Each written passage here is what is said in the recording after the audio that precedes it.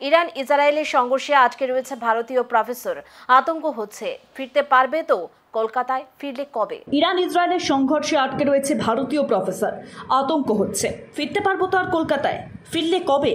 সে কদিন চলবে কি করে? টাকা পয়সা শেষ হয়ে যাবে কয়েকদিনেই। তার মধ্যেই বোমার ভয়, লাগাতার বোমা পড়ার শব্দ হচ্ছে। হোটেলের ঘরে আমি আটকে, একা একা ঘরে। রাস্তায় যতটা সম্ভব কম বেরোতে হচ্ছে বলে জানা যাচ্ছে। বুঝতেই পারছি না কি হবে, কি করব। গত শনিবার তেহরান থেকে ওমানের বিমান ধরে সেখান থেকে মুম্বাই হয়ে কলকাতায় ফেরার কথা ছিল আমার। শুক্রবারটা সব কিছু ওলটপালট করে দিল। পাহাড় চড়তে এসেছিলাম ইরানে, এমন অবস্থায় যে পড়ে যেতে হবে কল্পনাও করিনি। শুক্রবার সন্ধেবেলা থেকে শুরু হলো বোমার আওয়াজ।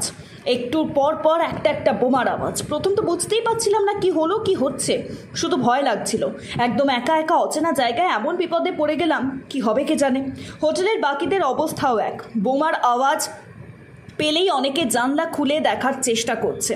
যে হোটেলে আছি সেখানে লোকজন খুব কম। আমার ঘরে একাই আছি আমি। হোটেলে কোনো ভারতীয়কে দেখতে পাইনি। হোটেল থেকে বেরিয়েছিলাম খুব কম।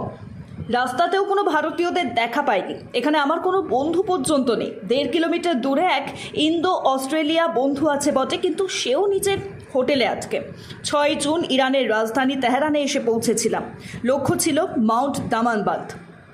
তেহরান থেকে সড়ক পথে 2 ঘন্টা দূরত্বে এলো বোর্জ পর্বত। সেখানে দামাবান্ধ শৃঙ্গ, এশিয়ার উচ্চতম আগ্নেয়গিরি। সেখানেই সামিট করতে এসেছিলাম। আরও নানান দেশের লোকজন ছিল। ভারতীয়তে আমি একাই। পর্বত আরোহণ আমার নেশা, কিন্তু সেই নেশার টানে এসে যে এমন ভয়ঙ্কর অভিজ্ঞতা হবে তা ভাবিনি। আমি আটকে রয়েছি মধ্য তেহরানের তালেখানি এলাকায়। যে হোটেলটায় আটকে রয়েছে তার নাম মাসাদ।